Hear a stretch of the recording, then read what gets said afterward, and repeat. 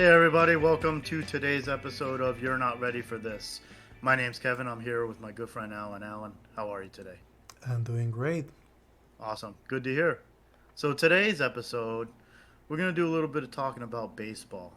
I know baseball is not your main topic of discussion, but this is You're Not Ready for This. So let's go ahead and focus a little bit on a lot of the cheating scandals that has happened over the past, uh, well, I guess, few decades with baseball. I'm Or, or curious to hear. or since forever. I mean, you go a while back. Well, Again, that's fair. it's not my main topic, but I know for a matter of fact that as long as there been some competition, people will find a way to cheat. You're 100% right, and I think that goes for any sport. Today, I think I want to focus a little bit more on the steroid era of baseball in the late 90s, early 2000s, and we can also focus on some of the stuff that's happened over the past couple of years with stealing signs.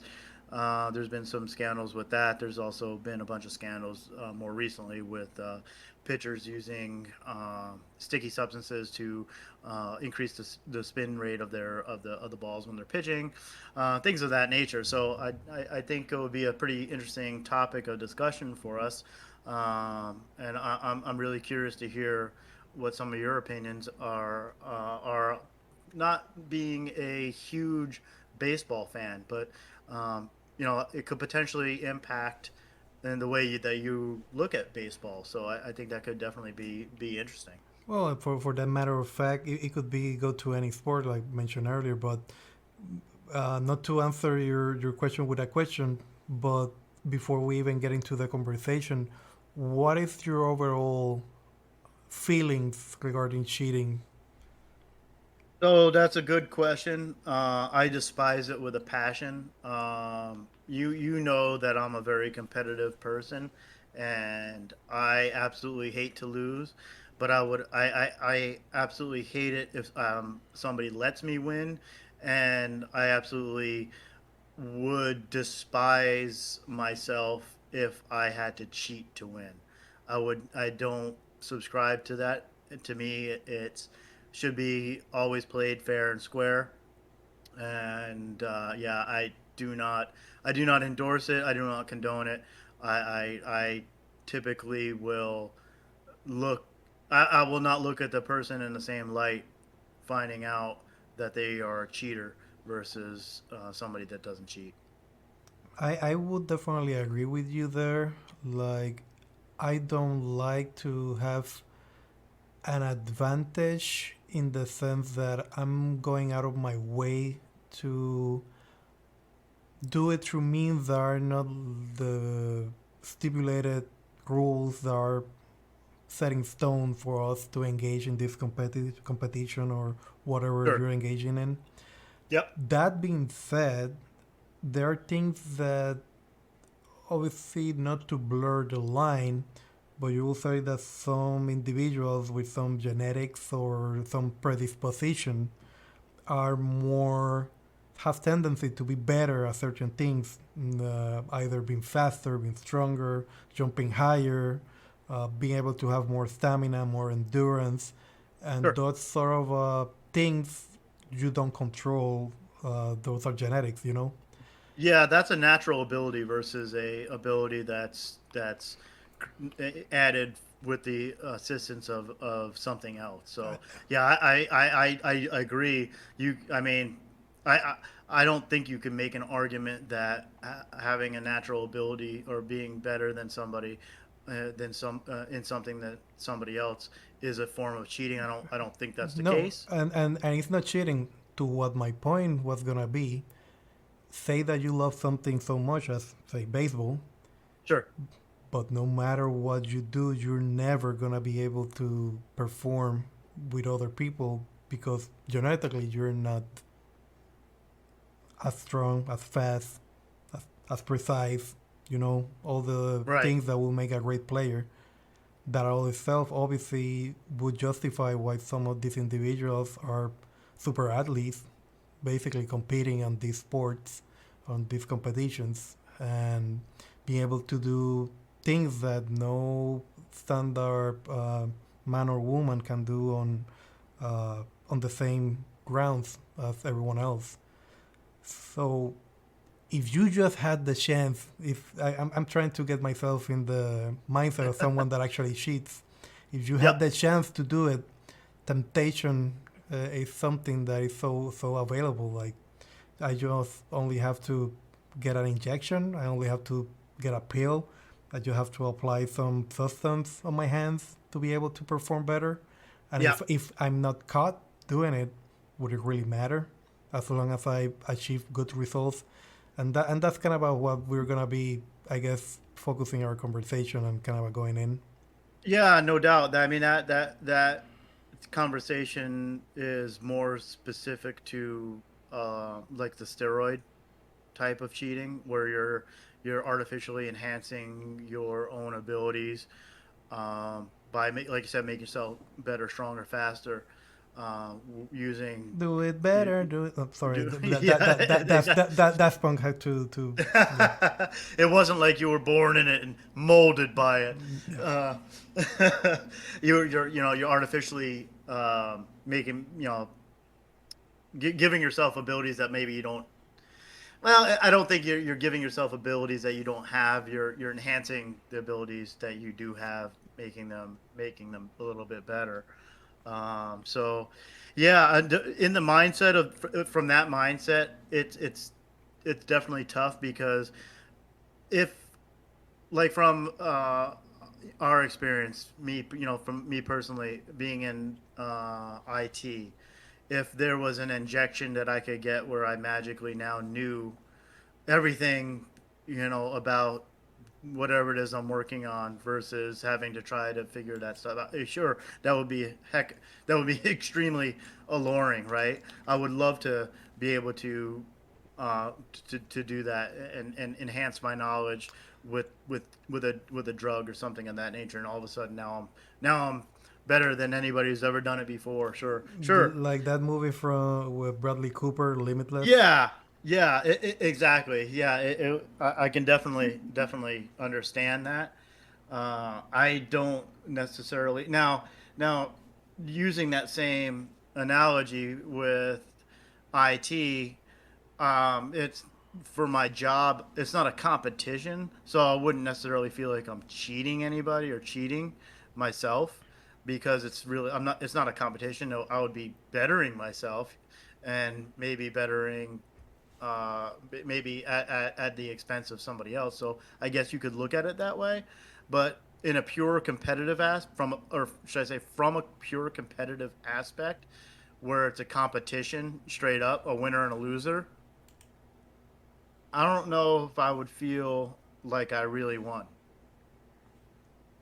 I, if I had to cheat or if I did cheat, I would feel a lot better about myself if I was able to win naturally. Now, the other argument you can make, if we're going to talk steroids in a steroid era, specifically in baseball, was the mantra of, well, everybody's doing it, so I need to do it to keep up with everybody else. So that's not the case. Not everybody was doing it, but a lot of players were doing it. So you can look at it from that aspect too, where if it was like one or two people doing it and they were able to gain an advantage, yeah. But when you're talking, multiple people, multiple teams doing it, where do you draw that line? Where do you say that you know this person was, a cheater playing another cheater? Who's the cheater, right? You know what I mean? It's tough because when you consider it, um, not everyone is willing to use the cheats because of the same mindset. Like I would prefer to win through my skills and practice and effort that I put into this. So either you make everyone use steroids, and that if we're talking about that era, for example, uh, or you no one does because something that you offer one that the other doesn't have obviously already is an advantage. Right. No, it definitely is. And now I will say this when it comes to steroids. especially in baseball. I would definitely say that steroid use in other sports, probably more specifically football, would be more advantageous than it is in a sport like baseball. Does that necessarily mean that it doesn't have an effect in baseball? No, it does. But let's be honest. If you want to talk about home runs, because that's more or less what people gravitate towards when talking about steroids in baseball, you talk about power numbers. That's where you have the race between Mark McGuire and Sammy Sosa. You have Barry Bonds breaking the home run, destroying the home run record. Um, is power numbers. The fact of the matter is, if you gave somebody who couldn't hit a baseball steroids, that doesn't mean that they're now going to be able to hit a baseball. You have to already have an extremely high level of ability to be able to do what these athletes do in baseball and in other sports as well. So most of these guys with the high power numbers, they were already power hitters before, but now they were just extended so to the point where now they're hitting more home runs. And I don't necessarily want to say it. They would be hitting more home runs than they would before steroids. I would probably say that there was going to be some balls that they hit that wouldn't have gone out that are now going out because of the little bit of extra power. But there's still a lot of home runs that, even though they were under the influence of steroids, that might have went 500 feet, and instead of going 500 feet without steroids, it might have went 450 feet. You know what? Still a home run. Um, so it's but again, it's one of those things though that they're still playing with advantage. I honestly think that the more the advantage of steroids isn't necessarily the extra power from a baseball standpoint that you get. I think it's the ability to either mask or hide from your own body injuries. I think it allows you to get out on the field at a higher level than you normally would without that advantage, without those steroids. Where normal people might get worn down you're talking baseball, 162 games. It's a very long season. By the end of the 162 games, there's absolutely no player that's played the entire year that isn't nursing some sort of injury at the end of the year. And I think the steroid aspect allows your body to perform at a level that's better than you would be without it, because of that ability. And it has negative ramifications as well, as we've seen, from people with steroid use. Especially pitchers that obviously are throwing balls a whole a whole game unless they obviously have a replacement or something. And on an optimal game, this is my little knowledge of baseball, I guess, lies. Unless you're doing a perfect game that you got no hits, you're striking everyone out in 3 hits. It's still a lot of throws that you're doing, and those balls go from anywhere from 80 and above miles per hour. So Yeah, yeah. Nowadays, it's you tough on the no, shoulder. But it's it funny. is. Correct me if I'm wrong. You were saying that obviously where the whole conversation regarding service was just centered, or more, it at least created more fuss regarding batters like Maguire, Sammy Sosa, Maguire, Canseco, all those guys. But how about pitchers? If a pitcher was having steroids, obviously they will be able to throw a ball way faster, way harder. Yeah, yeah, and I definitely agree with you as far as with their body and their arm, because it is a lot of stress on their arm. Um, what's crazy now though is 95-mile-an-hour fastballs are, in today's day and age, are pretty mediocre. Most of these pitchers today are throwing 97, 98, 99, and a lot over 100. Now, a lot of aspects of pitching have changed over the course of even uh, 20 years, where, like you said, most of the time pitchers would pitch the whole game, or they would extend their pitch count out a lot higher than they do now.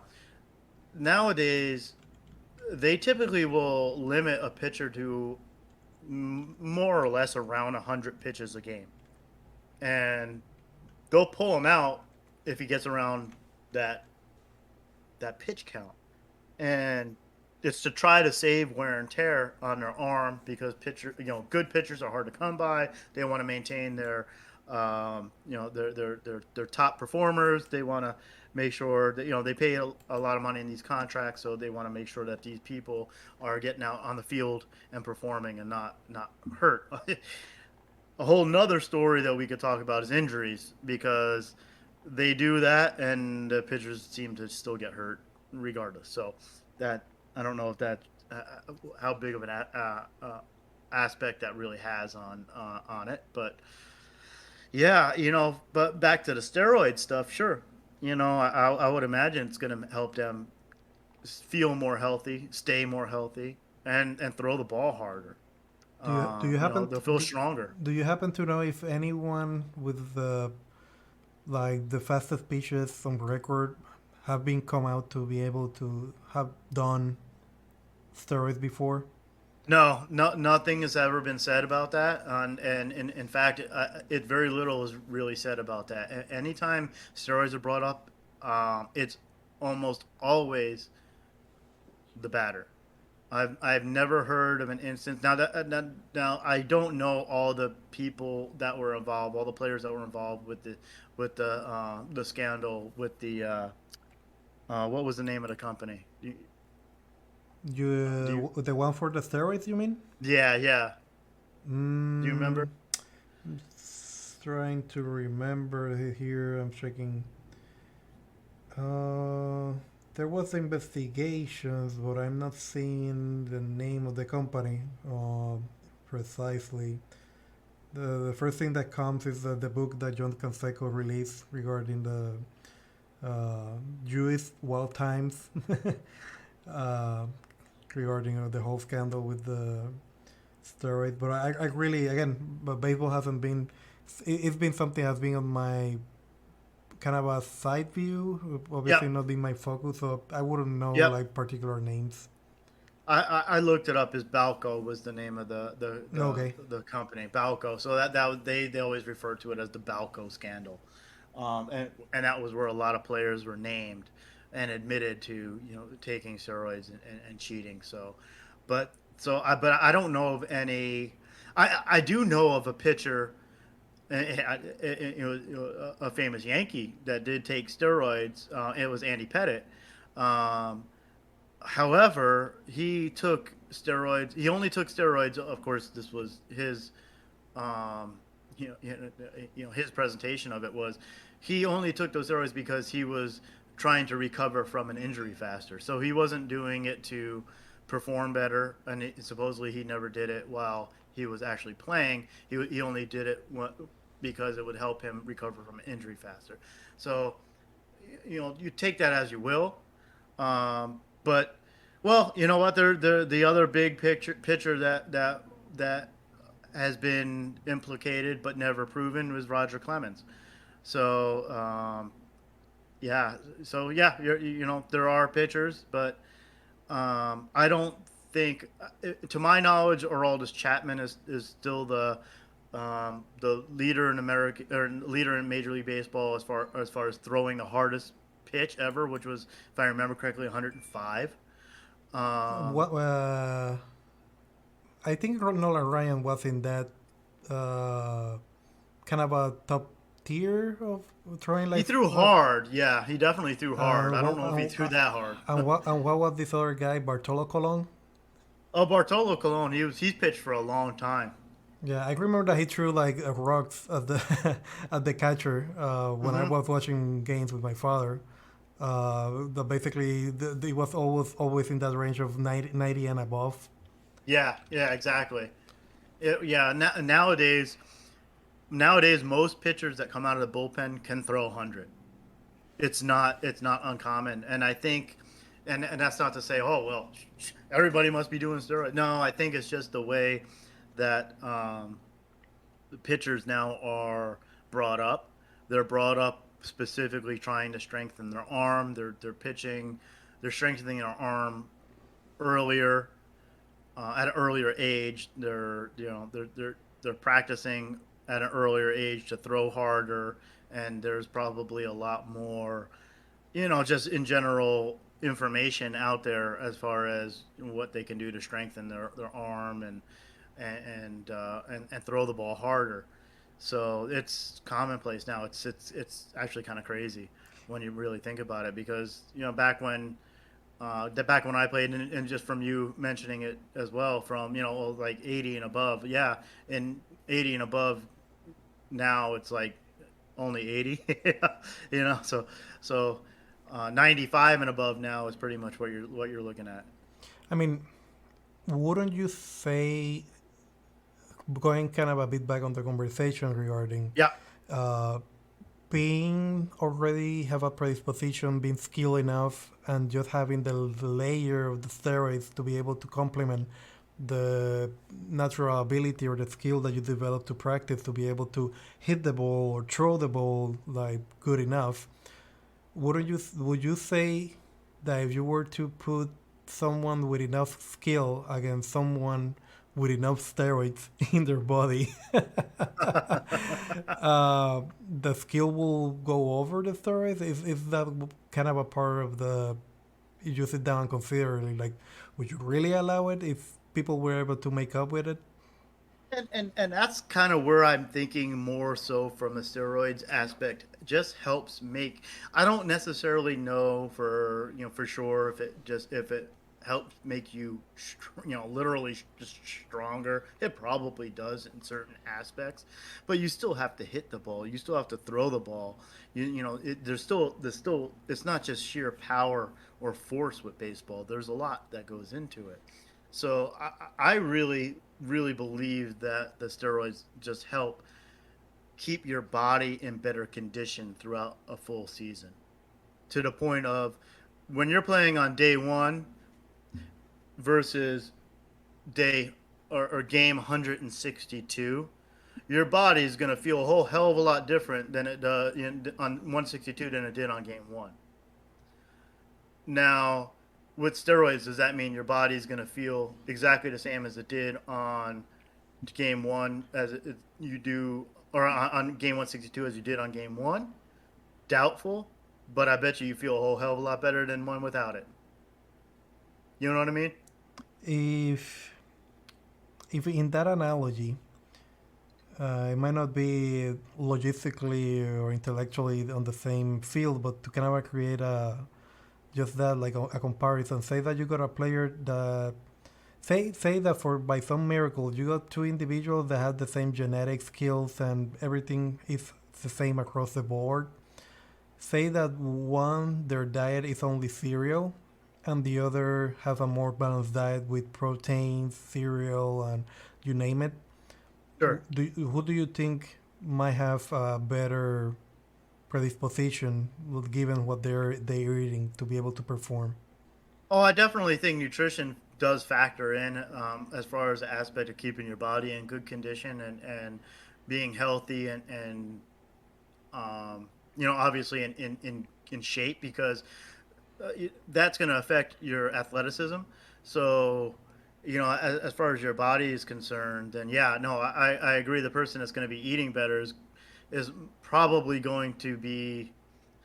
It's tough to say because I was gonna say it's probably gonna be healthier than the person, but again, injuries are also sometimes random, or they So, not so, necessarily have anything to do with that's a good question though. so if you had the two same individuals with the exact same diet, but one does steroids and the other doesn't, you know where I'm going with this. The kind of Uh a, huh. yeah, you either gotta equal the grounds, like you could say, and I definitely understand that, like being able to heal faster and being able to last longer. That's definitely something that you want to be able to enjoy, to be able to keep playing and perform well. Yeah. But again, it you're putting something in your body that out of itself is giving you an advantage against someone that is not using steroids to be able to recover faster.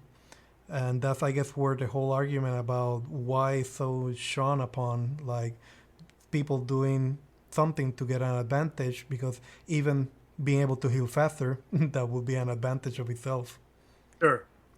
Yeah, I think it just comes from the fact that it's an illegal substance marked by Major League Baseball, and it's artificial substance that's not naturally helping your body like a normal diet would, and exercise regimen, or practice and things of that nature. But it is a line. It is a strange line, because you bring up a great point.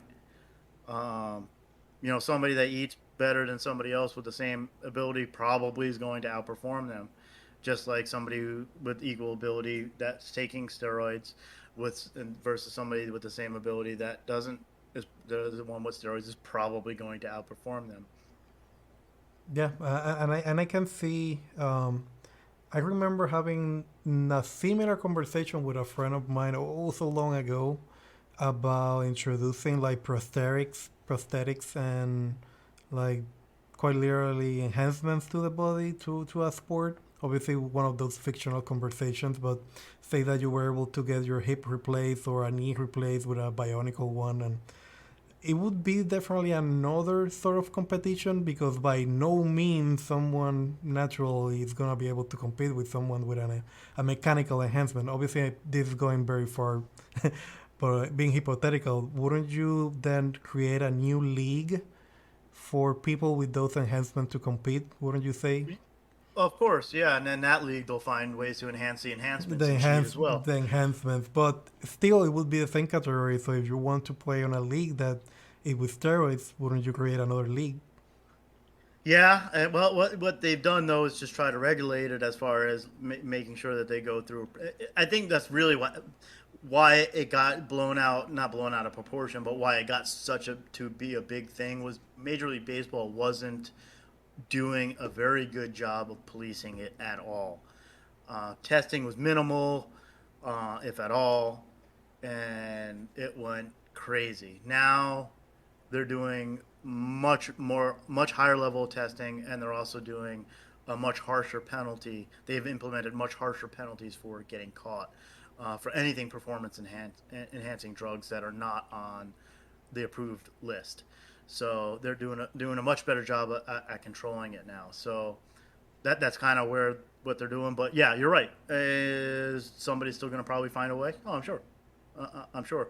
But even from that aspect, I remember who was that Olympic runner who he was a double amputee, and he ran in the Olympics, and then I think he ended up killing his girlfriend or something like that. Ooh, really? Yeah, I can't remember his name now. Um, but anyways, he had those metal um, instruments attached to his knees down. So because he had below his knees was no leg, so he had those metal. You seen them? They're like the curved metal, and so it's Uh, for running. Oscar Leonard Pistorius. Pistorius, yes, yes. Um, so he was able to race against other people, with their legs, and you might go, but Kevin, that's awesome, and it is, and he shouldn't be forced to have to race against other people that have disabilities, but I almost look at it's going to sound bad, but I almost look at that as a little bit of an advantage because there's muscles and ligaments and whatever in your calf and your feet that I would imagine play a part in getting fatigued as you're running that he probably doesn't have to deal with. Now there's He doesn't get the cramps like in your. Yeah, Yeah. yeah, exactly. Now, and people feel free to chime in and tell me I'm wrong. I have no problem with that because there's probably I might not be 100% accurate with that, and I might not be, and there's probably loads of other disadvantages that he has from not having those extremities. But to me, it's just like, wait a second. It's all, and the reason I brought that up and it made my mind go was when you were talking about like the cybernetic Mm-hmm. advancements. It's kind of like, okay, so somebody with, and don't get me wrong, I'm not saying he has robot legs, but somebody with robot legs raising against somebody with regular legs, hey, I'm gonna put my money on the robot dude, so.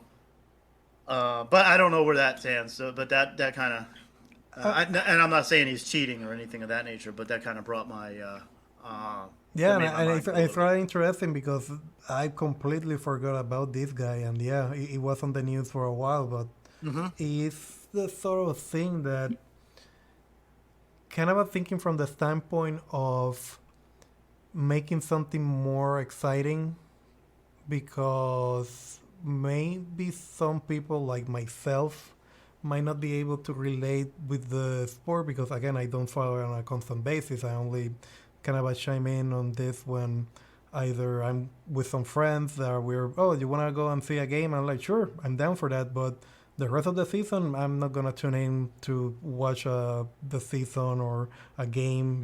I'm not gonna be tuning in, but you knowing that there's something making it more exciting, like something so out there, that would definitely kind of cut up the attention of people getting into it. And if you ask me, that whole era of Barry Bonds, Maguire, and Sammy Sosa, uh, I don't know whether it was for the allure of who was gonna hit more than 70 hits on the competition for batter up or whatsoever, was rather appealing at that time because of the fuss.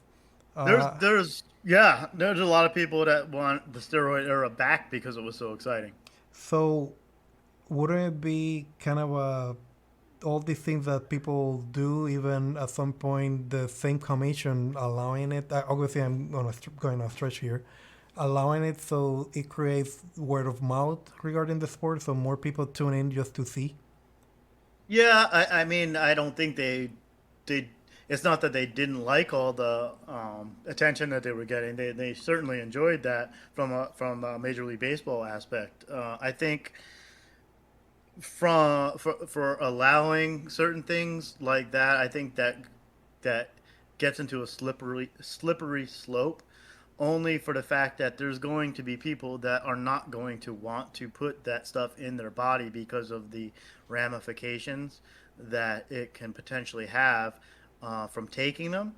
So now you can say, even though it's quote unquote legal, you're still going to have pit players with an artificial advantage over others because they choose not to destroy their bodies in the future, just to try to be better at a game that they're playing currently.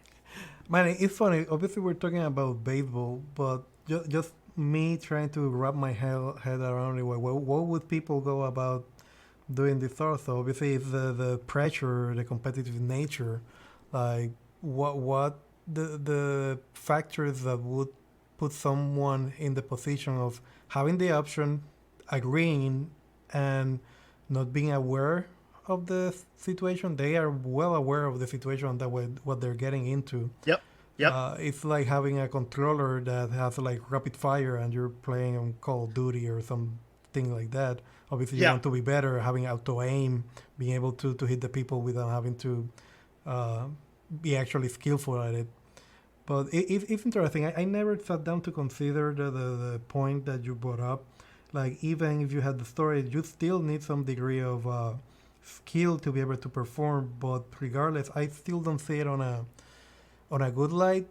Like I'm trying to be open minded. Like, would I really be up for like being like justifying it, like not being the devil's advocate, being the devil's advocate and go for yeah, maybe we should consider it and allow players to do it. But then it will go again back to the argument, kind of like a broken record. Like then you gotta provide the same advantage to everyone because otherwise it's just that an advantage. Exactly. Yeah, it's still cheating. Um, I still don't look at those players from a records standpoint as holding those records because I still think they were pitted up against people who obviously didn't cheat from a record standpoint. There's, you know what I mean? Are they in the Hall of Fame, or were the records removed after all the allegations came to light? Record stayed. Hall of Fame has been sketchy at best. There's been a lot of players that have been known, proven, um, take that took steroids, known, admittedly to take steroids that would be easily Hall of Famers that have not gotten in. So but some of the baseball writers, because it's up to the Baseball Writers Association. The writers are the ones that vote. So it's some of the writers will still vote for people who've taken steroids, and some don't. It depends on their mindset and their where they draw the line a lot of times. But for the most part, most players that have been known to have taken steroids have not gotten in. Does that mean that there aren't players in already that have taken steroids? Oh, I'm sure there are, but they either haven't, or that hasn't been proven or hasn't been known that they've taken them. The first one, or I think one of the first ones, was actually this year when David Ortiz got elected to the Hall of Fame.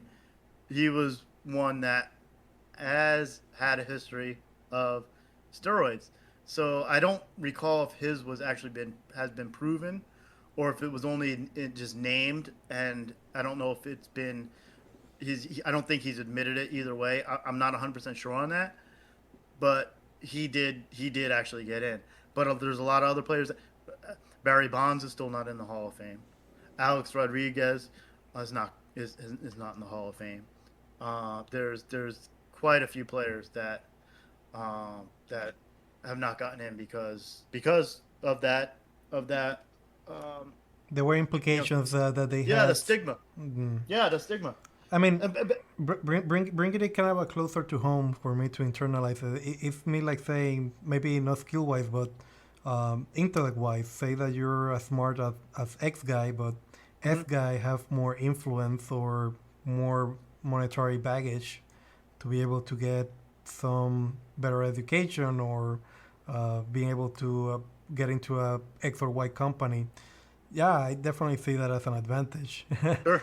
That's why I cannot wholeheartedly embrace like justifying the use of No, something yeah, you enhancing. can't. Yeah, no. I definitely agree. And one quick point before we wrap up the steroid aspect, I think, was when you mentioned even them knowing all the stuff and the ramifications. What would possess somebody to still go ahead and do it. And I can think probably two main reasons.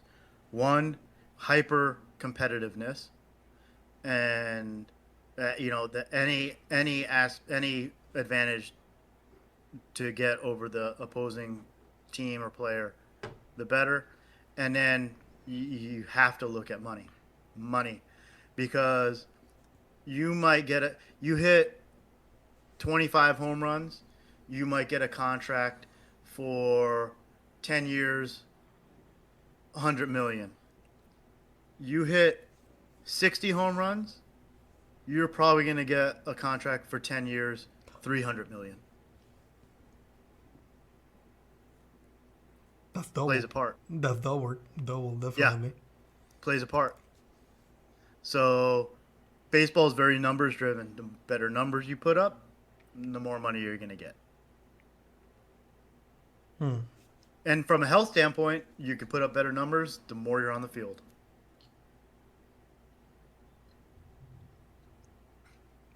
Uh, if definitely why I guess we will transition into the next part of the conversation, being that it was so heavily, it's become so heavily regulated. People within the sport have found other ways to cheat, I guess. Yeah, yeah, Before we get definitely. before we get into the kind of about all the whole spider tech and the other substances that people have been using. Can you can you tell me more about the whole process of how they prepare the balls? Because I know that Yeah, they do a special coating or something with the balls that make them more have more grip, there, so they're not yeah. like just smooth balls and people throwing them around. Correct. Yeah, what they do is from the manufacturer, it comes with a coating on it that's supposed to help with grip, and then they do rub the balls up with usually like a mixture of dirt, water, and to kind of to make them a little bit more sticky. Now, from my understanding, the balls that they use in Japan, supposedly out of the box, those balls have a really good uh, tackiness to them, a really nice grip for the pitchers that the American baseballs do not have. So I think there's a lot of people involved that are hoping that they eventually adopt that same process or the same type of ball that they use in Japan because right out of the box it's supposed to be a better grip.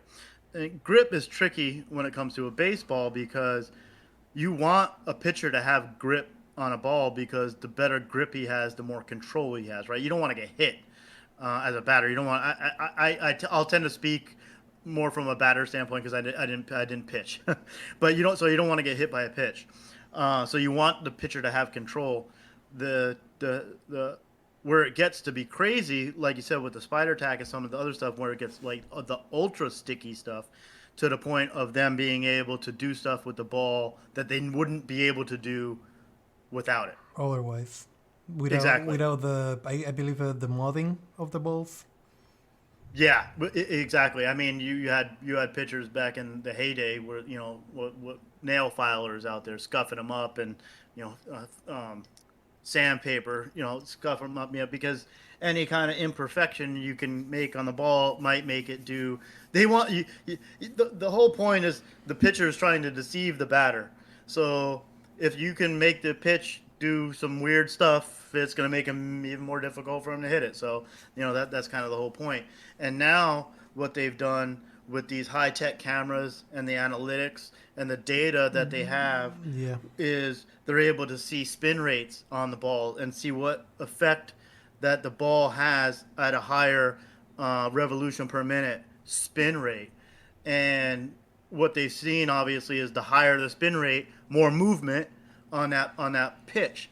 Great for curve, sliders, yeah, curves. it's great for curves, it's great for sliders, great for off speed pitches, but also very advantageous for fastballs as well because a really good major league hitter, no matter how hard you throw, if it's straight, you could throw a 100-mile-an-hour pitch that's straight. He's gonna he's gonna hit it. You throw a 100-mile-an-hour pitch that has movement, that's very difficult to hit. So the higher that spin rate, the more movement it's gonna have. So even if it has a little bit of movement, especially if it's movement at the tail end, that's tough to hit. So that's what they found out, and that's why they try to get any kind of advantage that they have to make the ball, stickier, so that they can spin it faster.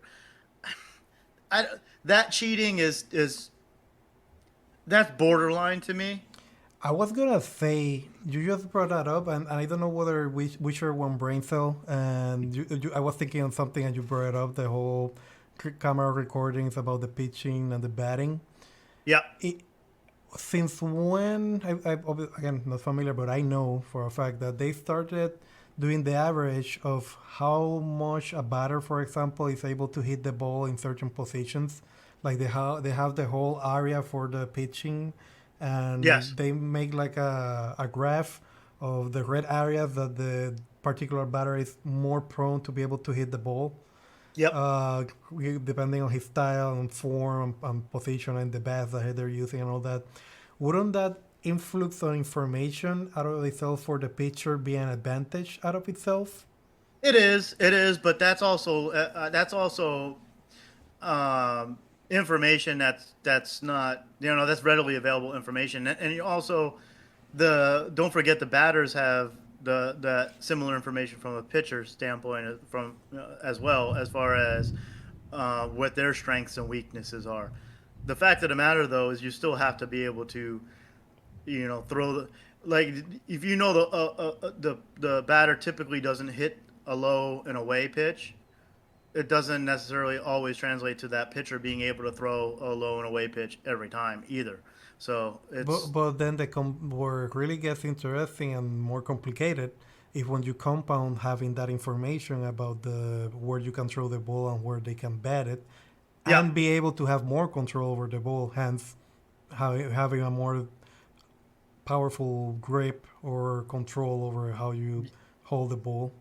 exactly, and that's why there's that borderline aspect of cheating versus how much grip do you want the pitcher to have, and that's why I think, and they've done MLB's done a pretty good job this year, as far as I know, as far as making they gave them some.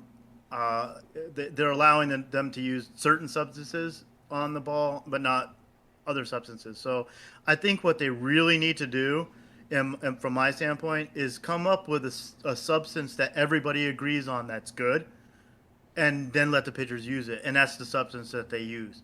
So something that provides them good grip, but not extraordinary grip to the point where they're able to produce stuff uh, that they wouldn't be able to do without it. It might still enhance a little bit, but I'm sure a batter would rather them have a better grip and maybe a higher spin rate on a 100-mile-an-hour ball that doesn't hit them in the head. Because that's the unfortunate ramifications of not having a good grip on the ball. And it happens more so in colder weather than it does in the hotter weather. Early on in baseball, early season, you see a lot more hit by pitches than you do later on the season, because pitchers don't have as good of a grip on that ball. So yeah, I do think some of the stuff where the spider tack is a little bit extreme. Um, but but they do need to have some sort of grip on the ball. It can't be just totally smooth. They need control. They need to be able to spin. They still need to be able to pitch.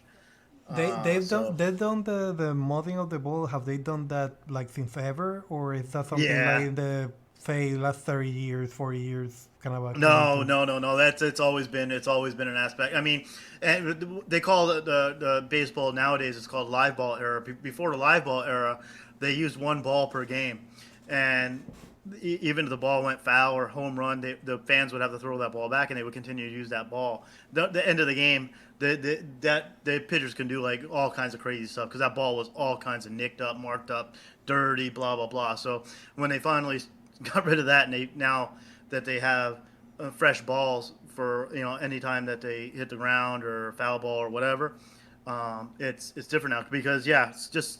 I mean, if you just think about the seams on a ball, they're just slightly raised, and then you can watch some of the pitching and the movement that happens just from a little bit of raised seams around that ball and their grip on it.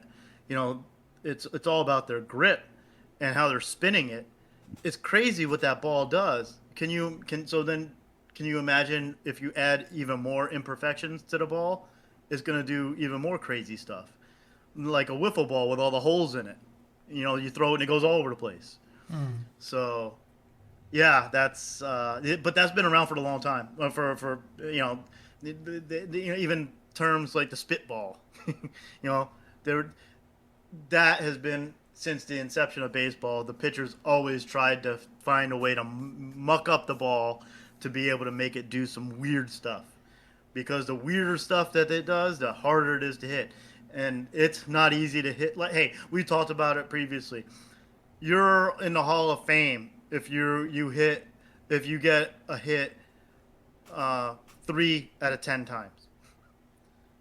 So it's already a game of failure, and now so it's not like it's easy to hit to start with. Now they're to make it even more difficult, more advantage to the pitcher. And this is me talking from a very naive kind of a standpoint and not being that vested, and obviously not having played baseball that much. Wouldn't then the argument go to, then wouldn't you need to be skillful enough to be able to hold the ball and throw it in the proper manner, Most regardless? definitely. Most Regardless, definitely. you know where I'm going. Oh yeah, I was never able to throw a curve. I didn't pitch. So when my ball moved, I didn't want it to move.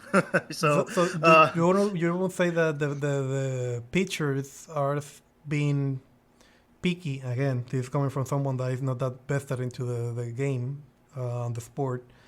Wouldn't say that the pitchers basically are being nitpicky about the conditions of the ball and being under pressure and being competitive and blaming the ball being in a certain condition than rather their own skill or preparation. yeah, yeah, that's an interesting point to bring up because a lot of it is based on grip, and you know how they hold the ball, how they throw the ball, arm motion, etc. Because you know when you throw a changeup versus a fastball, you can't. Your arm speed needs to look exactly the same. It's all about the grip. So because if somebody sees your arm slowing down for a pitch versus the last pitch that they threw, they know that a slower pitch is coming. So it has to look like a fastball to throw a changeup. So yeah, there's definitely an aspect to that, but they also can't do. There has to be some sort of being able to grip the ball to be able to do that kind of stuff as well. Even from a fielder standpoint, um, like me as a second baseman and as a shortstop, I want to be able to have a good grip on that ball when it's hit to me because I need to throw the guy out at first. And if I throw the ball in the stands, that doesn't help me or the team. That means the guy got on base.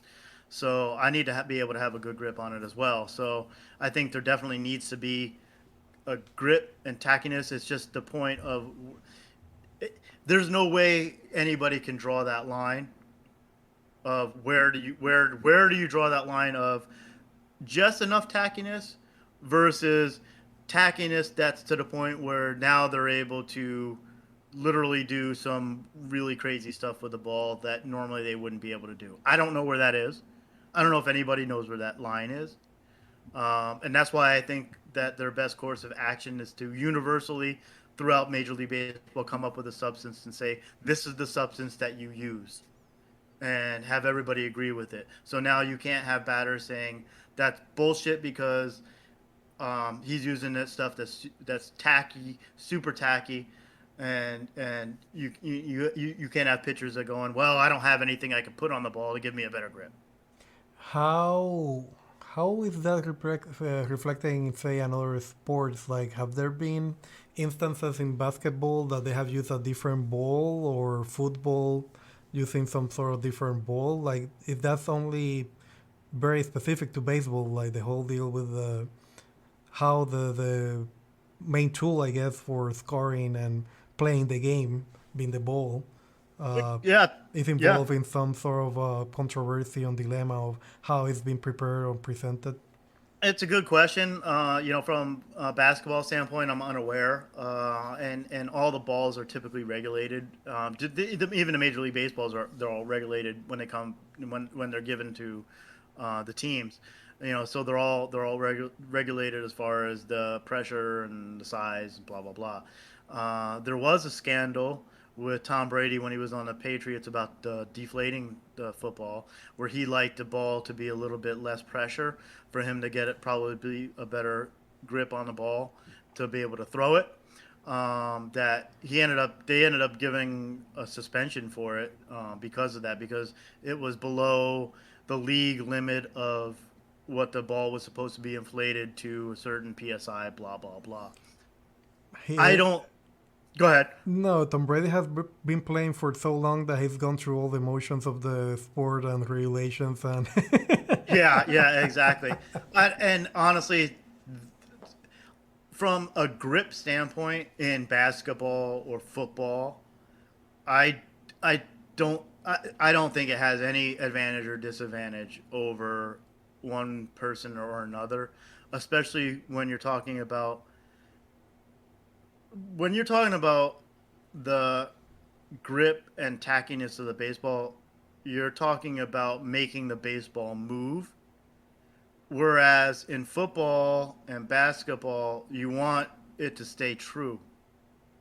So you want to be able to hit your target. You want to be able to shoot that three pointer that goes right into the net. You don't want any movement.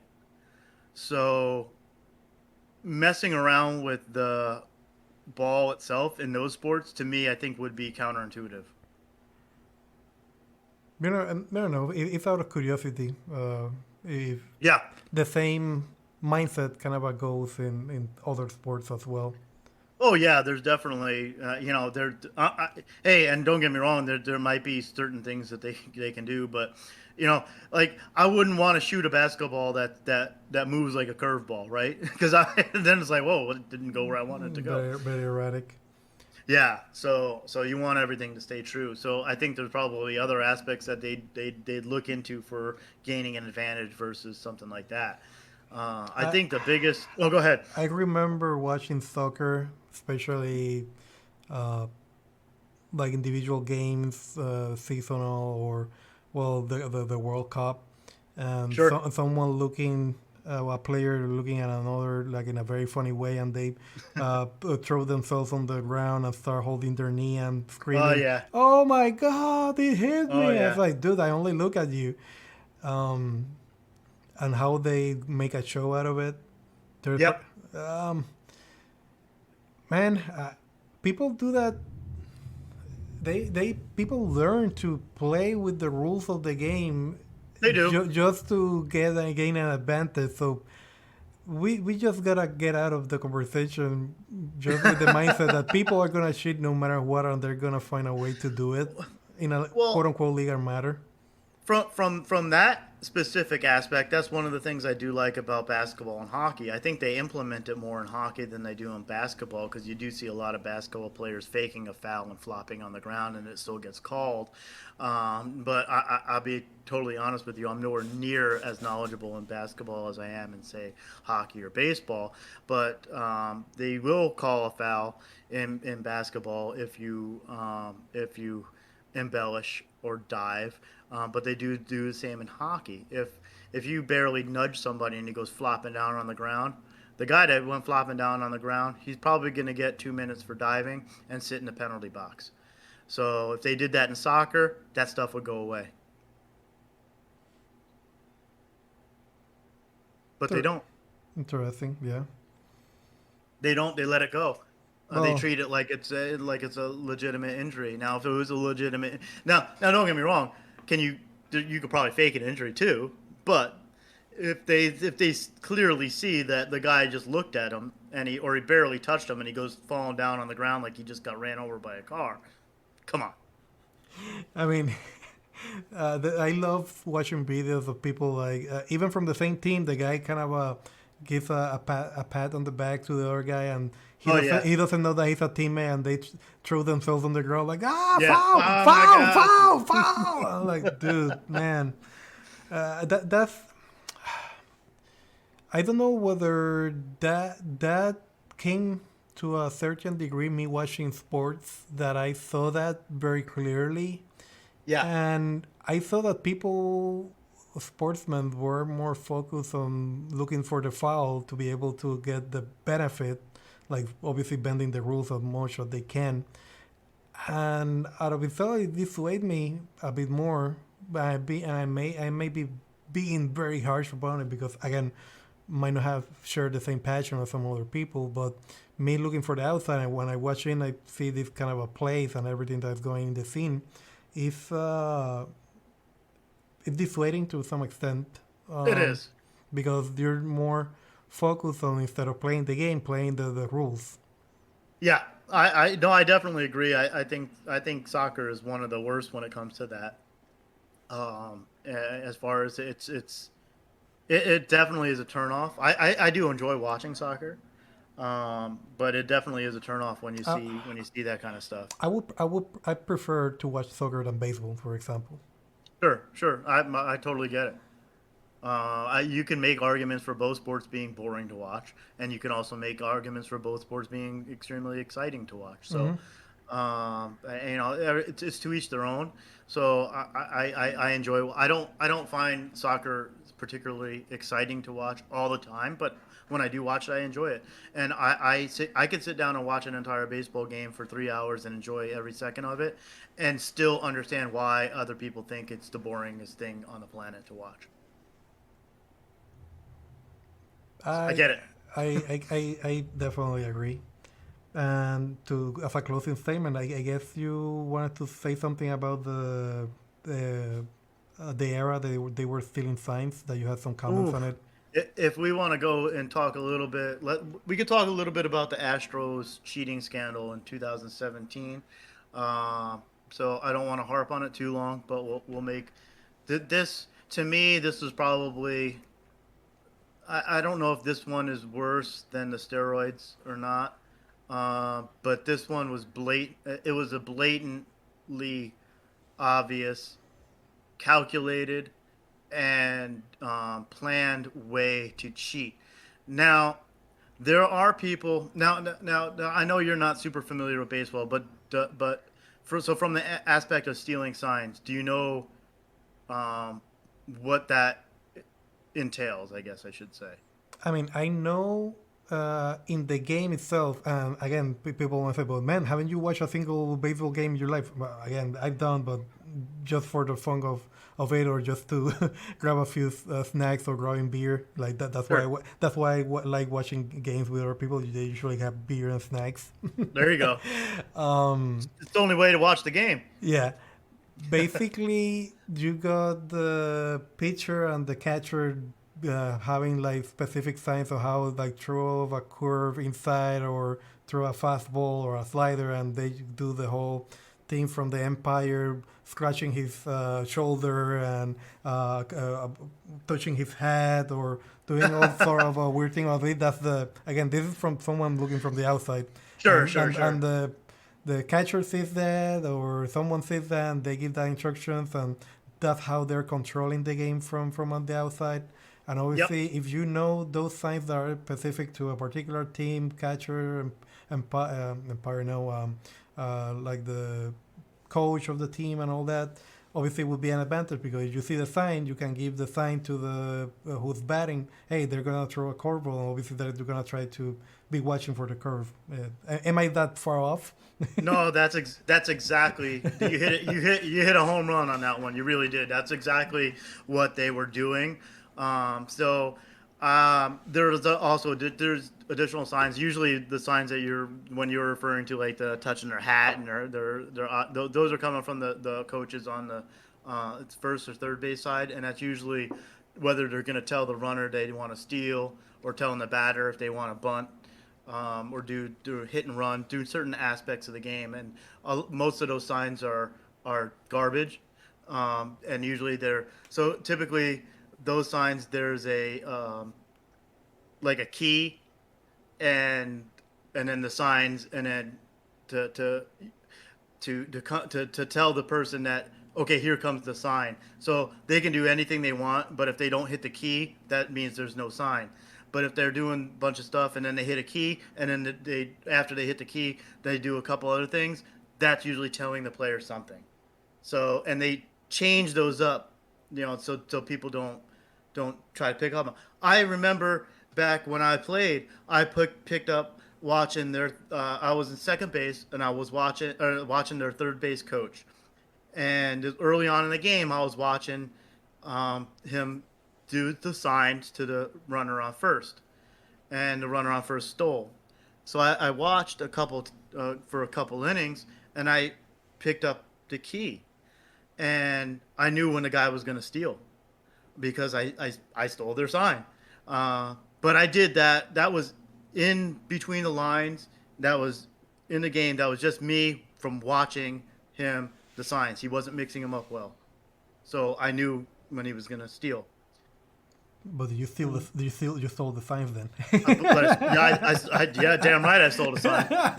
Damn right, and I have zero problem with stealing the signs in between the lines in the game from players that are playing the game on the field. That all bets are off. W- So from a pitcher catcher standpoint, no, go ahead, go ahead. wouldn't there be some honor on that? Well, yes, yeah, there would be. I mean, you could say that, but then to that you could say do better at mixing up your signs. Hmm. You That that you that should make your, that I that that, shouldn't be that, able that, to steal your signs. that that's That means a you're. that's a blurry line when you put it that way. It's still, I'm still on the field. I'm still playing. You know what I mean? So it's, to me it's it's no, not much different than trying to anticipate what the person is trying to do in say like a fighting game, or if you want to go back to baseball, saying he's thrown he's thrown me six curveballs in a row. I'm pretty sure he's going to throw me a fastball, and yeah, you don't know for sure as you do if you're stealing a sign, but to me, I think that's still within the game. It's still in the game. And when you're at the level of Major League Baseball, where players are getting paid millions upon millions of dollars, and coaches are yeah. I stole a game. I stole a guy's sign in high school baseball.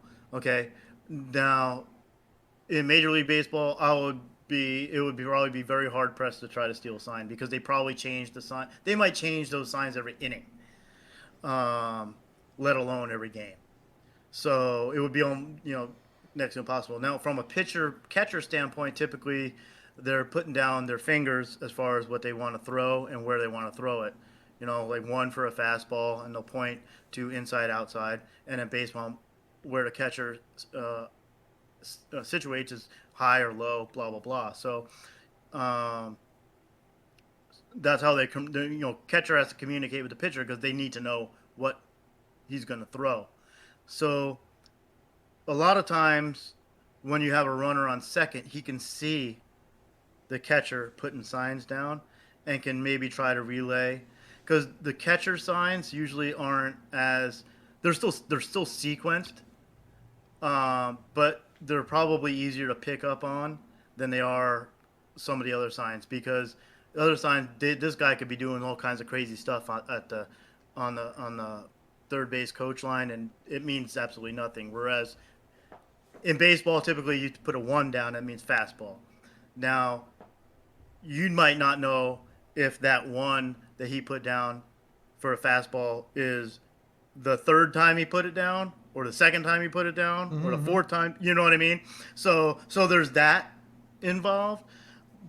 So sometimes, and that's why catchers usually change their signs when there's a man on second, because they can see the catcher, and they maybe try to relay to the batter, hey, I think a fastball's coming, by maybe like hitting his leg or something like that. Sometimes signs. Even that I don't have a problem with, because you're still in the lines. What the Astros did was to a different level. What they did was they set up cameras and recorded all the pitcher signs from the pitcher and the catcher, or for the catcher signs for all the people that they were playing against.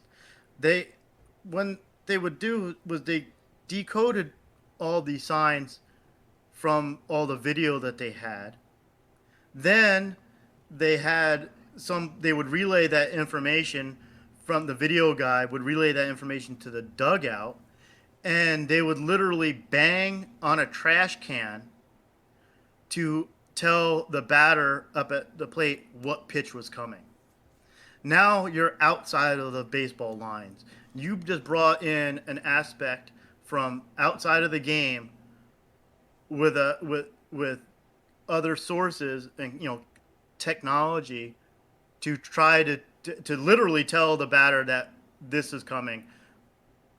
I No, that's, how much easier it is to hit a baseball if I know what pitch is coming, Mm-hmm. and that is not easy to do. It's I was never I always was the type, I never liked to guess either. If I guessed, and it would usually, I would like to try to be more reactive, or I would sit fastball and pretty much ignore everything else. You could do that, but if I know this guy's throwing a curve, and I and I want to sit fastball, I can literally just wait for the fastball because these guys are going to tell me when it's coming versus me trying to outguess the pitcher and how he's pitching me and whatnot. So they took it to a different level. And this was all orchestrated by the management and the team that was there. They had this all orchestrated. They had it down to a science the whole year where they were relaying these signs video from the video room to the dugout. That's It really does hurt me, the matter of fact that two Puerto Ricans were implicated with it.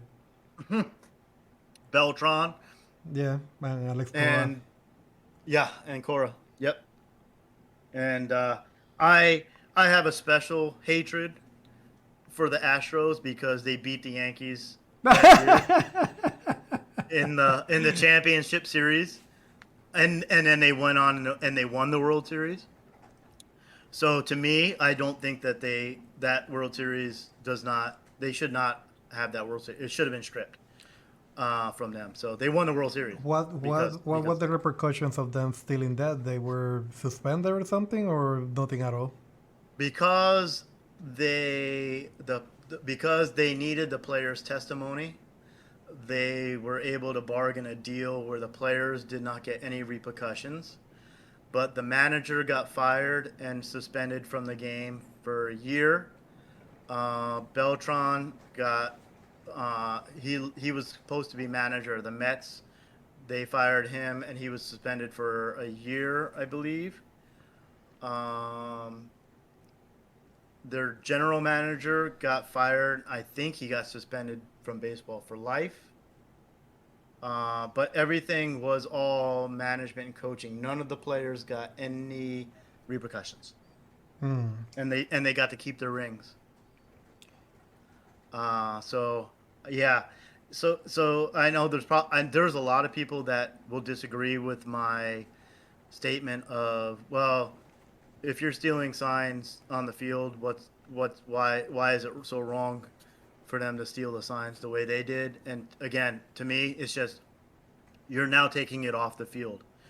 You're now you should if you can get an advantage on the field in the field of play as a player, you're going to go ahead and do that. If I could legitimately crack the code while I'm standing there on second base, then that's good power to me. But I'm not out there with a computer and a video camera being able to go over the stuff over and over and over again to be able to decode the sign. I have to do this on the fly while I'm playing versus a orchestrated sign stealing scandal as that was. That makes sense? No, it makes sense. It can be obviously we can go on forever as far as the where it would be a fallacy or a fault of logic that if you say maybe the word is not fault of logic but slippery slide I guess Mm-hmm. that if you say well as long as on the field you will do anything to get an advantage I get if you bring it back to the tackiness of the ball or having a better bat or whatever yeah if I you know that the thing that I find most interesting about baseball is just this conversation about the ways that people have gone about shit than the game Yeah. itself. You just brought up bats. We didn't even touch people with corked bats where they would Uh-huh. put cork in the bat to give them extra power. See, but again, corked bats, steroids, the sticky stuff, the like, super sticky stuff, the outside the lines, sign stealing. You're still all those. You're introducing aspects that are not in the natural order of playing the game. Or at least not everyone has the same Not everyone. Yeah, exactly. playing field. Exactly. It's a different. It's an inconsistent, unlevel playing field. Now, you can go all the way back to the beginning of our conversation and go right back to your point of saying, well, what do you mean? Somebody has a bigger advantage versus somebody else. This guy was born with a better advantage Mm-hmm. than this guy. You can go down that rabbit hole if you want to, but still, that's still natural. You're not introducing, hey, there's always gonna be somebody that's gonna be, better, faster, stronger, whatever you want to use to than you. There's always gonna be somebody. The only thing you can do is try to work on that. If you want to get more power, you work on trying to get more power naturally. But even still, if you're not gifted with some of the skills that other people are, you might not. Yeah, it's why only a handful of people have hit 700 home runs. So I think it's only three. If you could just practice and get stronger and better at doing it, everybody would. But that's just the nature of competition. That's the nature of sports. That's the nature of the world. The competition. Uh, the Yep. competition, and even back to our profession, I think there's people that are good at troubleshooting. There's people that are bad at troubleshooting, and that's just natural. Does that make them better or worse than somebody else? No. I couldn't do accounting, for example, like you were doing it in school. I'm terrible at it. No, But you're good at it. So no, I never went into it for a reason. all right, we both are bad at it. But yeah, you know what I'm saying. Well, people, That I don't know about you, but tell us in the comments what you think about the whole conversation of cheating, not only in baseball, in other aspects of other sports or life in general. What are your yeah, thoughts? I'm If it, curious to hear everybody's thoughts. anything else that you want to bring up, Kevin? Oh no, I mean I think that's like I said, I could talk about baseball for all day. I love it. It's fun, to me it's fun, it's enjoyable. So and that's like you said, one of the things with baseball it makes it fun to talk about is all the different aspects of it, and arguments and people's thoughts of it. So yeah, definitely people leave some comments. Let us know what you think. Let us know what you agree with, what you disagree with, and yeah, well, hopefully engage in some more conversations at another point. I hope so. All right, everybody. Well, thanks for tuning in. Thanks for listening. And definitely tune in next week. We'll have another episode of You're Not Ready for This. Alan, you have yourself a good evening. You too. Thank you, everyone.